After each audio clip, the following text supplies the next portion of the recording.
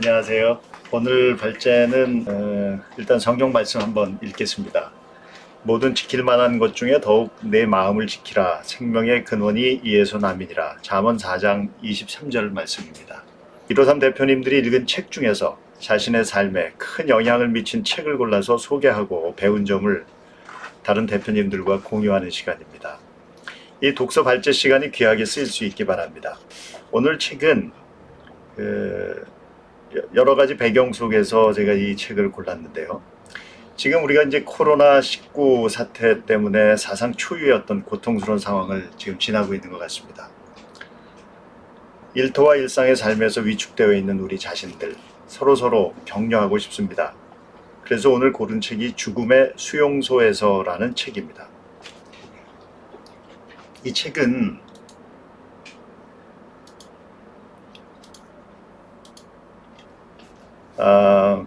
많은 분이 읽고 아마 많은 도움을 받았을 거라고 생각을 하는데요. 빅터 프랭클이라고 하는 사람의 유명한 저작입니다. 빅터 프랭클은 오스트리아 비엔나에서 태어난 유대인입니다. 신경학자이고 심리학자이기도 합니다.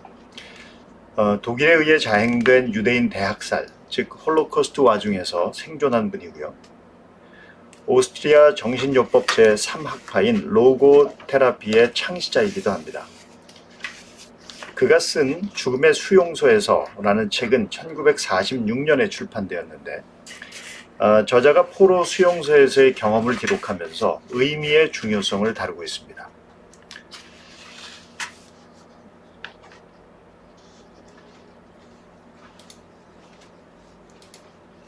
저희가 이제 핵심 메시지 쪽으로 한번 넘어가 보겠습니다. 사람들은 수용소 같은 어떤 비정상 상황, 여기에 놓이면 처음에는 충격을 받는다고 합니다. 그렇지만 어느 정도 시간이 지나면 다음 단계는 무감각 단계에 들어선다고 합니다. 이 무감각 단계에서도 정신적 고통이 매우 심합니다. 사람들은 이 정신적 고통을 줄이기 위해서 다양한 방법을 찾는데 과거를 그리워하면서 회상해졌기도 하기도 하고 또 욕을 해대면서 혐오감을 드러내기도 합니다.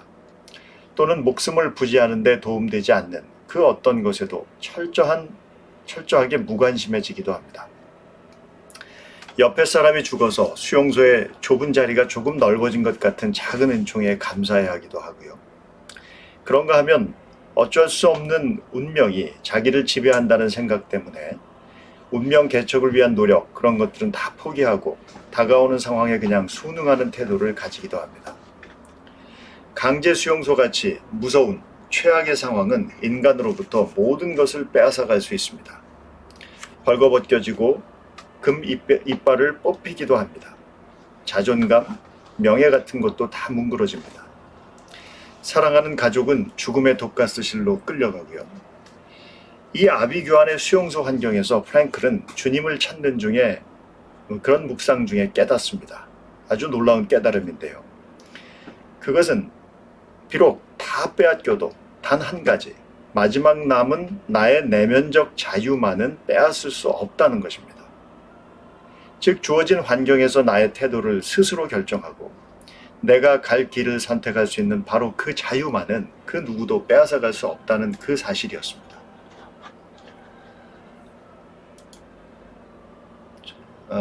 저희가 그 선택의 자유라고 하는 것들이라고 이제 이름을 붙이는데요.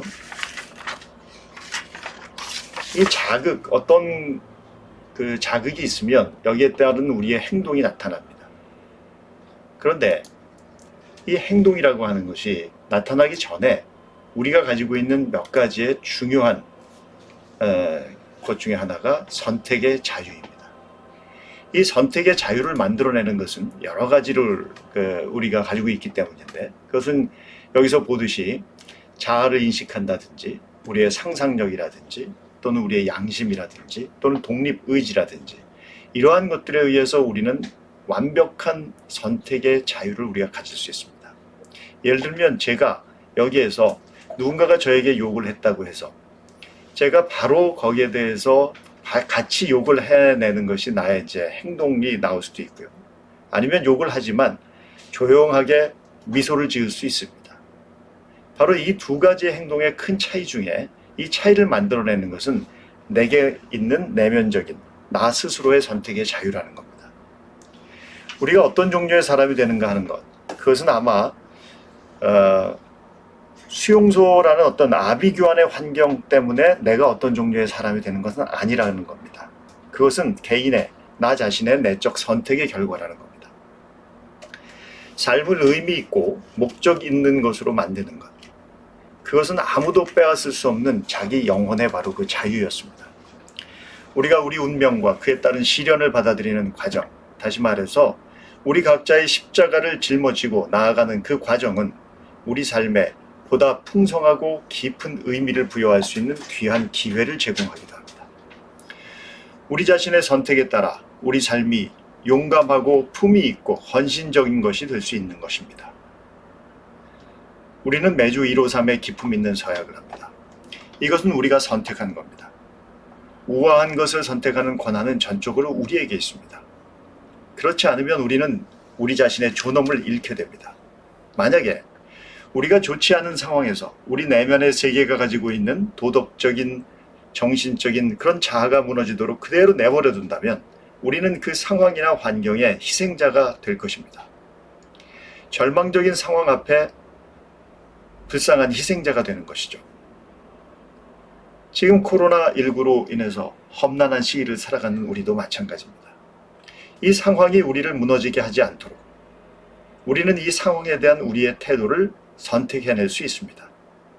우리 한 사람 한 사람은 나름대로 우리 각자 가진 영혼의 자유로 이 상황에 대한 특별한 나의 태도를 선택할 수 있습니다.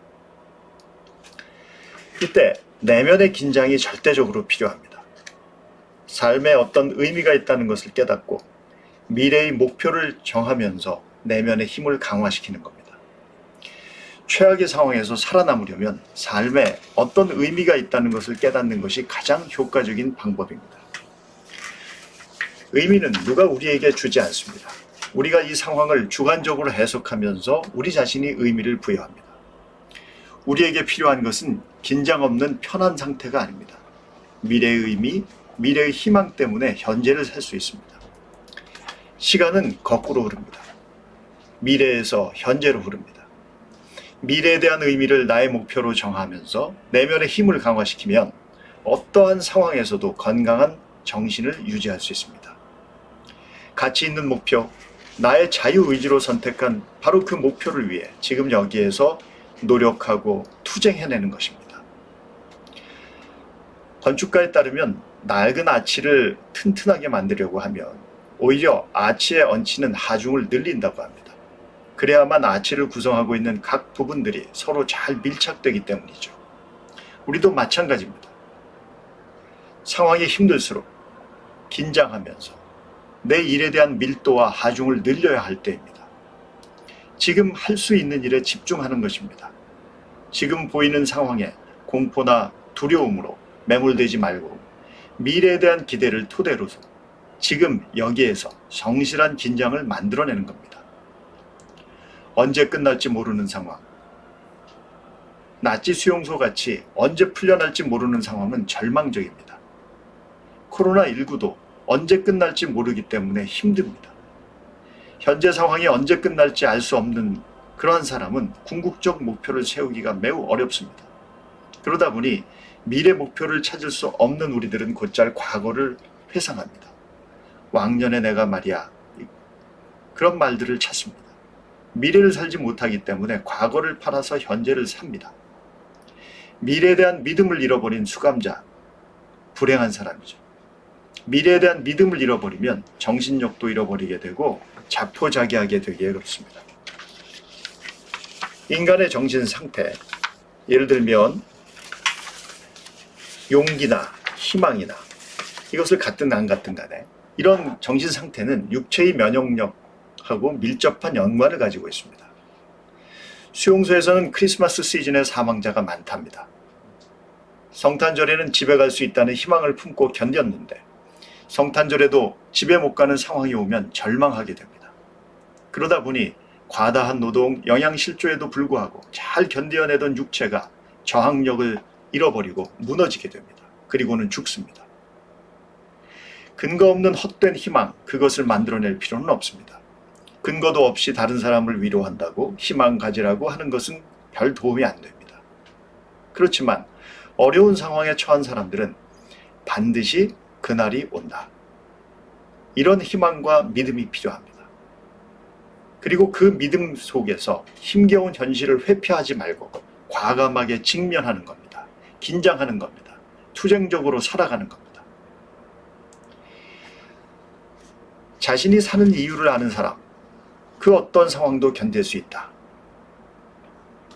그런 사람은 실망시킬 것을 원하지 않는 누군가가 하나님일 수도 있고요. 친구일 수도 있고요. 나의 아내 또는 나의 남편일 수도 있습니다. 우리를 내려다보고 있다는 것을 투철하게 인식하고 사는 사람들입니다. 내가 왜 살아야 하는지를 아는 사람, 그 사람은 희망이 있습니다. 자신을 사랑하고 자신이 사랑하는 가족이 있는 사람은 쉽게 무너지지 않습니다. 객관적으로 볼 때 가망 없는 싸움이라고 해도 삶의 존엄과 의미를 손상시키지 않는다는 확신 속에서 용기를 가지는 것입니다. 우리는 이미 3주 전에 여삼열 목사님이 들려주신 주기철 목사님의 사례에서도 이러한 사례를 확인한 적이 있습니다. 자기 삶의 의미가 무엇이냐 질문하는 대신 인간은 자신의 삶에 대해 책임을 짊어짐으로써만 삶의 질문에 대답할 수 있습니다.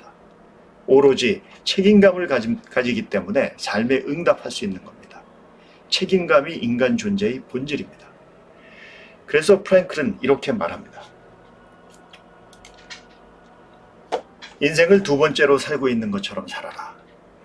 그리고 지금 당신이 막 하려고 하는 행동이 첫 번째 인생에서 이미 그릇되게 했던 바로 그 행동이라고 생각해라. 자기 삶의 의미가 무엇이냐를 묻지 말라고 합니다. 단지 삶으로부터 받는 질문에 책임감으로 응답할 뿐입니다. 우리가 소속되어 있는 조직을 한번 돌아봅시다.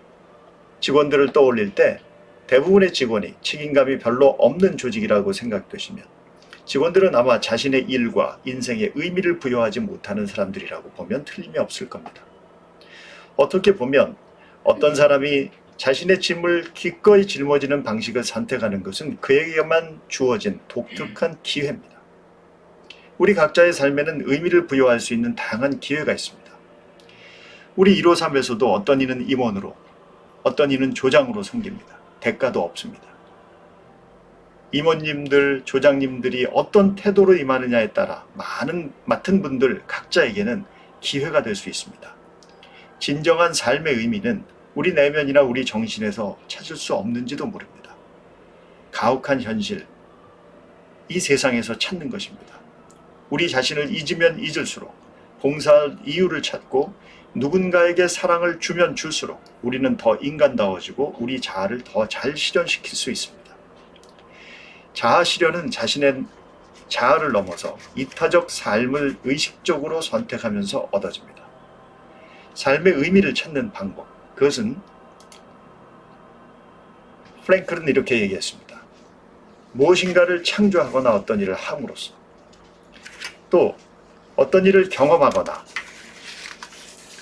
어떤 사람을 만남으로써 세 번째로 가장 중요한 것은 피할 수 없는 시련에 대해서 어떤 태도를 취하기로 결정함으로써 의미가 찾아진다는 것입니다. 오늘 저는 죽음의 수용소에서라는 책의 모든 내용을 말씀드리지는 못했습니다. 제가 읽으면서 나름대로 정리한 몇 가지를 제가 생각한 것과 더불어서 조금 정리를 해서 나눈 것뿐입니다. 혹시 더 관심 있는 분들이 있다면 이 책을 한번 읽어보시기를 추천드립니다. 제가 말씀드린 것 이상의 의미와 지혜를 얻을 거라고 생각을 합니다.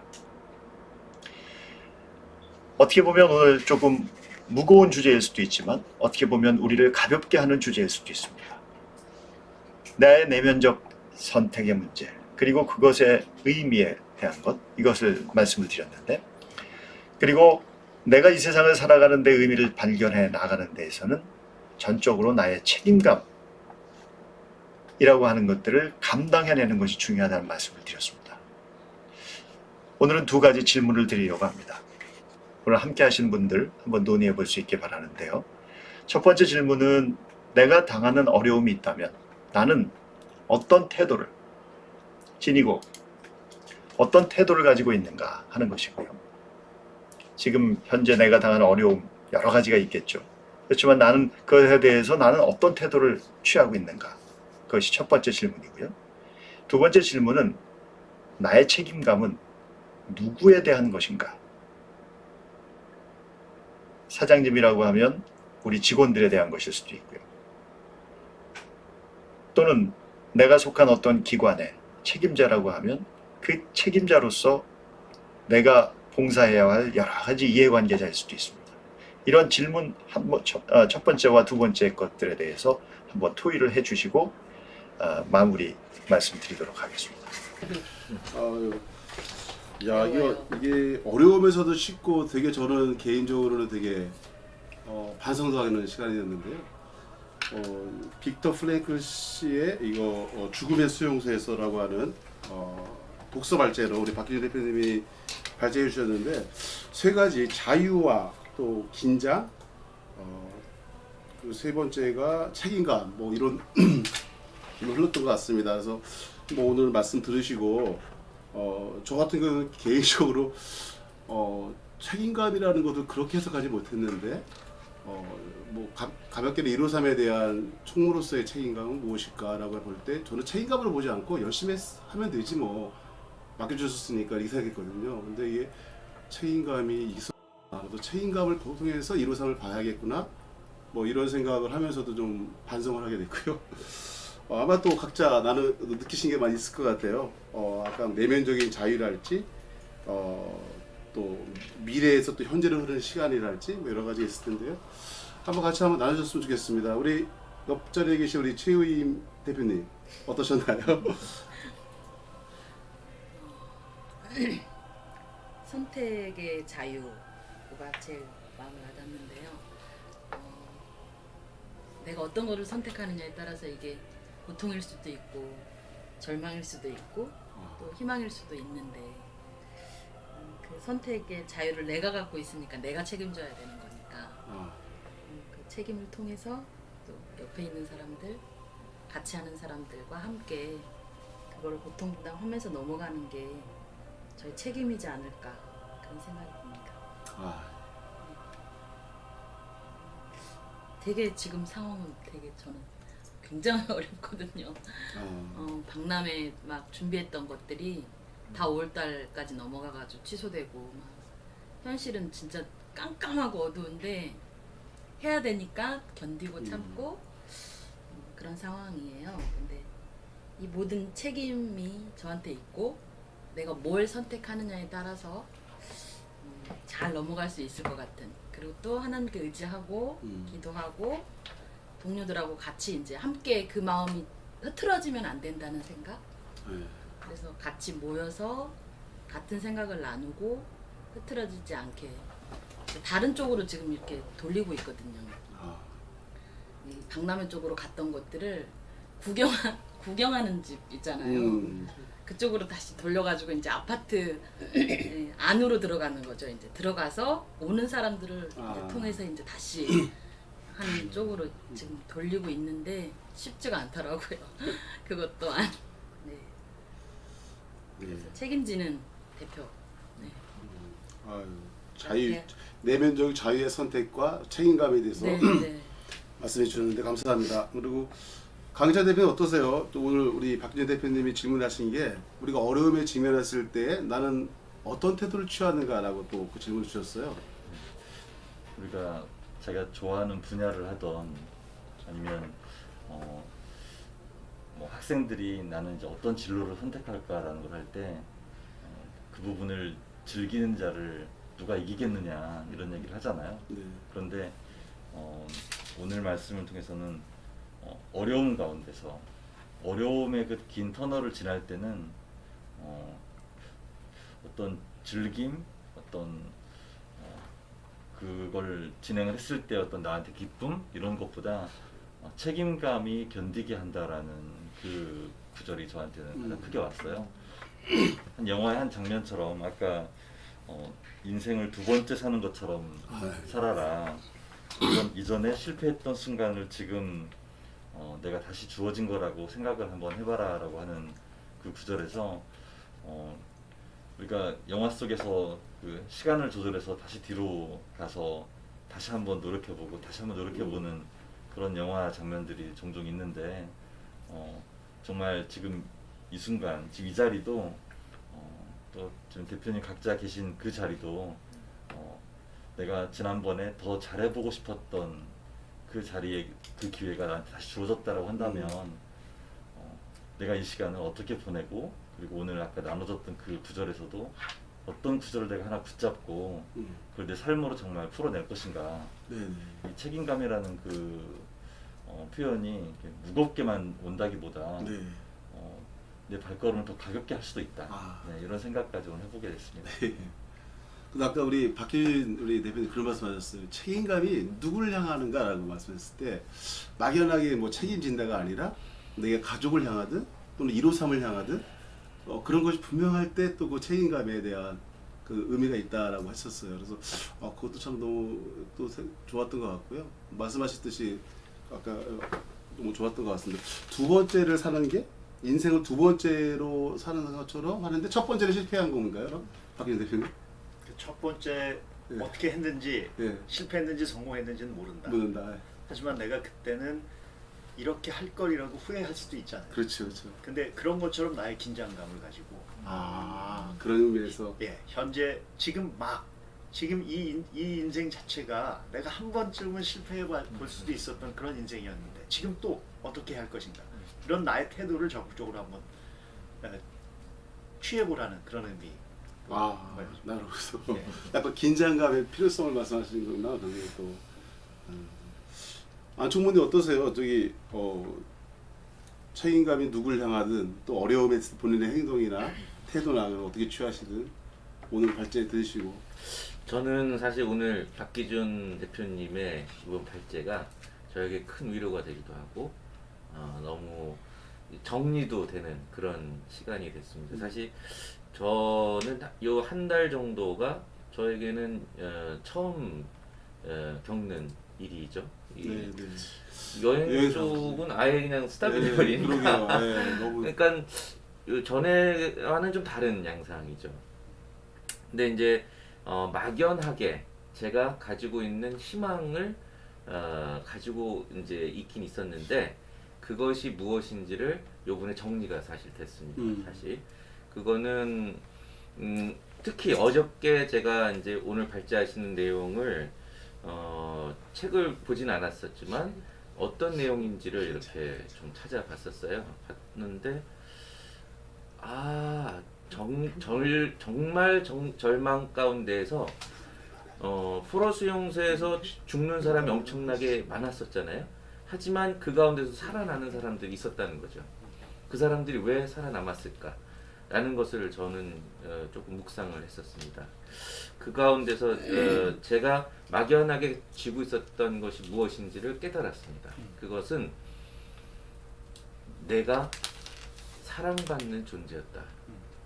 그래서 그렇기에 내가 희망을 가지고 하나님이 나를 사랑하신 것처럼 내가 누군가를 사랑할 수 있고 그러기에 내가 희망을 가지고 살아간다. 그래서 책임감 말씀을 하셨는데 하나님이 저를 너무나 사랑하셔서 지금 이 시기에 저에게 임원의 자리를 주시고 153의 여러 가지 것들을 감당해 나갈 수 있게끔 해주시는 것만으로도 내가 참 감사하다. 그래서 오늘을 또 절망 가운데서도 다시 살아갈 수 있는 힘을 주신 것 같아요. 그래서 그거를 또 박기준 대표님께서 그 발제를 통해 가지고 저한테 정리를 해주셔가지고 또 그게 또 너무나 또 감사합니다. 사실 저는 옆에서 우리 안총무님 보면서 지금 여행업이 어떤지를 사실 본의 아니게 듣게 되는데 그럼에도 불구하고 또 153을 향한 그 마음이나 열정이나 그걸 보면서요 사실 개인적으로 많이 도전을 받아요. 정말 대단하신 분이다. 근데 본인은 그런 표현을 안 하셨을지 몰라도 정말 153을 향한 그 책임감 그 누구보다 더 많으신 것 같고요. 제가 옆에서 지켜볼 때 저도 자신도 또 우리 안총무님을 통해서 도전도 받고요. 저도 좀 옷깃을 다시 한번 여면서 153을 향한 마음이랄 책임감이랄지 또 가족 특히 코로나 때문에 이런 어려운 가운데 좌절하지 말아야 될 이유들을 저도 찾았던 것 같아요. 특별히 하나 되게 많이 느꼈던 게 이거 과거에서 현재를 끌어오는 게 아니라 미래에서 현재를 끌어온다는 이 말씀. 과거에 내가 이랬다가 아니라 미래에 이럴 것이라고 하는 것에 대한 그걸 현재의 삶을 산다는 게 저는 개인적으로 엄청 와닿았어요. 그래서 아 그렇구나, 이게 단순하게 그게 아니구나. 그래서 시간의 흐름을 좀 미래에서 끌어와서 현재를 살아가는 그 모습들이 정말 필요하구나라는 생각도 해봤고요. 저는 오늘 박기현 대표님이 초유의 고통스러운 상황을 맞이하는 우리 자신들을 격려하고라는 주제를 말씀하셨는데, 저도 상당히 지금 현재 상황에서 굉장히 큰 도움이 되고 있거든요. 저희 같은 회사도 이제 세계 여러 나라에 수출을 하고 있는데, 지금 보면은 코로나로 인해서 전 세계, 그 다음에 각 나라, 한국 사회 전체가 경제 불황의 어떤 위기가 온 거잖아요. 근데 저희 회사도 예외는 아닌 것 같고, 저희 회사 같은 경우는 지금 수출 업무나 그 다음에 대금 결제 이런 업무들이 굉장히 지연되고 있거든요. 네, 그래서 굉장히 어려움이 많이 있고요. 그래서 어떤 태도를 가지고 있나 해서 저는 지금 이제 저희 거래처 같은 데도 이제 미팅도 해야 되고, 이제 그런데 이제 사회적 거리 이런 거를 이제 정부가 굉장히 강조를 하고 있기 때문에 거래처에서도 이제 외부인 접촉 금지 이런 상태잖아요. 그래서 이때는 이제 저희가 특히 이제 소통을 잘 만나지 못하고 미팅을 잘 못하기 때문에 소통이 굉장히 중요하다고 생각을 해요. 그래서 거래처와 저희들과 현재 상황을 서로 잘 분석해서 이제 어떤 급한 업무, 그다음에 중요한 업무들이 어떤 건지 이런 것들을 파악해서 우선적인 일부터 같이 계획하고 같이 공유하면서 거래 관계를 유지하고 지속적으로 성장해 나가야 되는 것이 중요하다 이렇게 생각이 들고요. 그다음에 이제 나의 책임감은 누구에게 대한 것인가, 이거는 아까 박기현 대표님 말씀하신 것처럼 사람은 자기 생각에 거의 중심적이잖아요. 그렇기 때문에 지금 이런 현재 상황에서 피할 수 없는 이런 상황 속에서 생각을 깊이 확인하고 실천해야 된다고 생각을 하고, 여기 보니까 이상하 대표님 이렇게 말씀 나오셨던데, 지금 이럴 때일수록 하나님께 더 맡기고 기도하면서 담대하고 현재 상황에 치우치지 말고 좌우 치우치지 말고 담대하게 책임감 있게 밀고 나가야 될 것 같다는 생각이 듭니다. 네. 아유. 감사합니다. 또 이후에도 우리 오늘 그 댓글을 달아주신 분들께서 보니까 너무 시기적절한 발제였다라는 말씀도 있으셨고요. 일터의 부르심과 사명을 생각하면 의미와 책임이 다시 한번 기억된다는 말씀도 있었고요. 또 책임감이 바로 지금을 견디게 한다라는 말씀도 있었고요. 또는 이런 어려운 상황에 직면한 문제들을 온 힘을 다해서 부딪히고 나아갈 때 주님의 도우심이 항상 있었다라는 간증도 있었고요. 여러 가지 이 댓글이 왔네요. 그래서 어떻습니까 모르겠어요. 오늘 우리 박기준 대표님의 발제가 정말 우리 153에 시기적절하고 되게 힘이 되어지는, 저희가 뭐 수용소에 갇혀서 살 정도는 아니지만 어쨌든 자가격리 돼가지고 또 자택근무도 많이 하시고요. 일본도 마찬가지더라고요. 그래서 이런 상황 가운데 충분히 오늘 발제가 많은 힘과 도움이 됐을 거라고 보고요. 자유를, 내면적인 자유, 또 긴장감, 책임감 이런 것 속에서 발제해 주셨는데, 우리 박기준 대표님 좀 마무리해 주셔야 될 것 같은데요. 네. 짧은 시간 발제 끝에 토의를 해주셨는데, 여기 앉아 계신 분들 말씀 하나하나 들으면서 참 너무나 기뻤습니다. 굉장한 밀도 있는 삶을 지금 경험하고 계시다 하는 느낌을 좀 받았고요.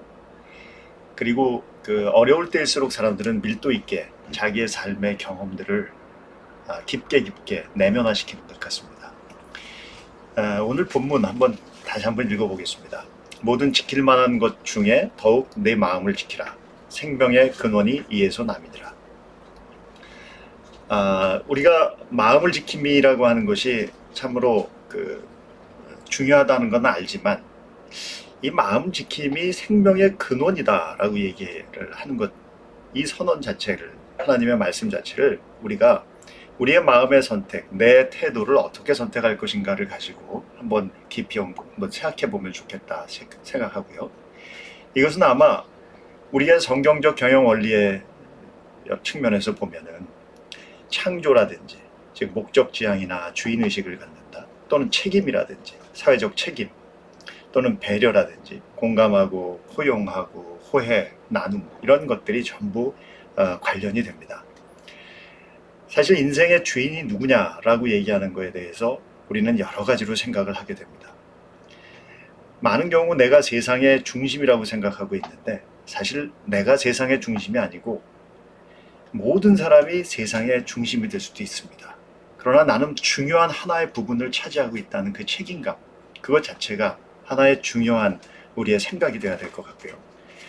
그런 의미에서 보면 얼마 전에 이제 인터넷에서 모두 다 보셨겠지만 미국 텍사스에서 있었던 일이라고 하는데요. 9,400달러를 팁으로 내놓은 그런 커플이 있었습니다. 이런 미담이 이제 실렸는데 제가 뭐 사실까지 확인을 하진 못했지만 아무튼 나와 있는 대로 보면 이분들은 90달러짜리 밥을 먹고 코로나19 때문에 식당이 어렵다 하는 이야기를 듣고는 인건비로 쓰라고 팁으로 밥값의 100배를 내놓은 겁니다. 9,400달러를 내놓은 거죠. 아마 이런 마음은 어려운 시대를 살아가는 사람에게 베푼 주님의 사랑과 같지 않을까 이렇게 생각합니다. 자신의 태도를 스스로 결정한 이런 분들, 다른 사람에 대한 어떤 베품의 삶을 스스로 책임감으로 인식한 이분들, 그래서 자기들이 지금 할 수 있는 어떤 것을 실천하는 이런 행동들이 주님께서 이 어려운 시대를 살아가는 우리의 마음 지킴이라고 말하지 않을까 이렇게 생각이 듭니다. 우리가 가지고 있는 것, 작은 것도 있고 큰 것도 있습니다. 하지만 내가 어떤 마음가짐과 태도를 결정하느냐에 따라서 오늘 하루가 참으로 더 행복해질 수도 있고 아니면 고통 속에서 더욱더 침잠에 들어가는 그러한 것이 될 수도 있을 것 같습니다. 우리 153 대표님들 모두가 이러한 마음가짐 다시 한번 책임감으로써, 사회에 대한 책임감으로써 가짐으로 말미암아 더욱더 풍성한 오늘 되시기 바랍니다. 고맙습니다.